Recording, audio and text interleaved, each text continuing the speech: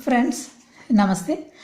Now we are going to know about the right of defense under Indian Penal Code. Generally, for example, we see in movies that whenever a villain comes to weak person or victim to harm or injure her or him, then hero comes and attack on the villain to save the weak person. It is right of defense. Another example, whenever a rapist attacks on a woman, to save herself, she may stab him with a knife or beat on his head with a stone. Then the rapist may die. It is right of defense. In these two examples, though the hero and the rape survivor did harm the others who are villains here, they are not liable to be punished under IPC. It is right of defense. The hero has done injury for saving of victims and she has murdered him for saving herself from rapist hands. The hero and she will get exemption from the liability of guilty of crime under the remedy of right of defense. What is private defense? When will it be permissible? In what situations the accused can get remedy under right of defense are very well discussed in our apex court judgment, State of Madhya Pradesh versus Mansingh, Criminal Appeal number 410 of 2011. The extract of this piece of judgment from Law Teller, July 2020 edition. Right of private defense. Right of private defense of a person involved in commission of offences under IPC falls under sections 96 to 106 IPC. Section 96 of IPC says that nothing is an offence which is done in the exercise of the right of the private defense. Section 97 of IPC provides that a right of private defense extends not only to the defense of one's own body against any offence affecting the human body, but also to defend the body of any other person.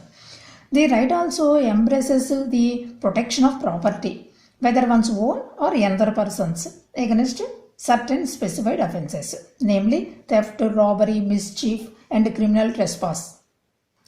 The limitations on this right and its scope are set out in the sections which follow. For one thing, the right does not arise if there is time to have recourse to the protection of the public authorities, and for another, it does not extend to the infliction of more harm than is necessary for the purpose of defense.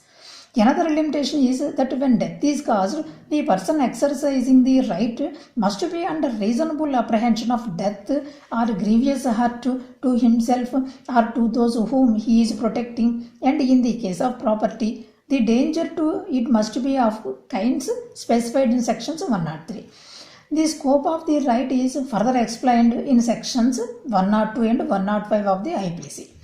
Supreme Court also examined this question in the case of Darshan Singh versus State of Punjab and another 2010 to SCC 333 and laid down the following 10 principles after analyzing sections 96 to 106 IPC, which read as under. First, self-preservation is the basic human instinct and is duly recognized by the criminal jurisprudence of all civilized countries. All free, democratic and civilized countries recognize the right of private defense within certain reasonable limits.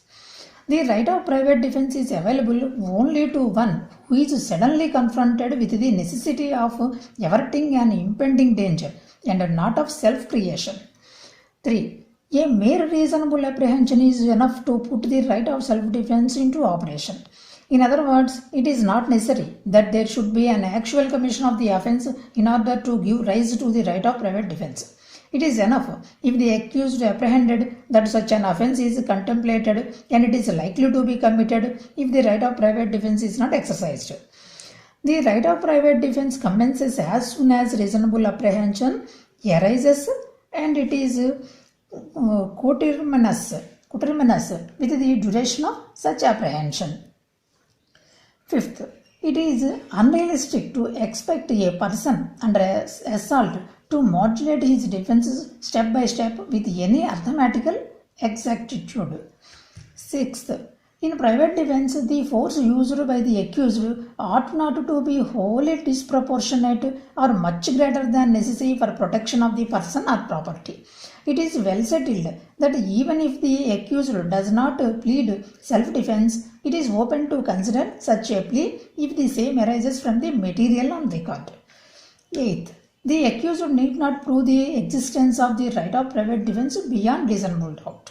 9th, the penal code confers the right of private defense only when that unlawful or wrongful act is an offense. 10.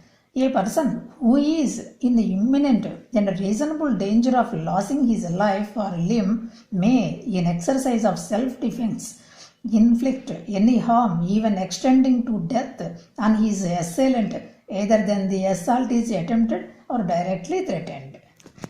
Thank you. Hi, this is Srinivasachari. You are watching my YouTube channel, The Humanist Way.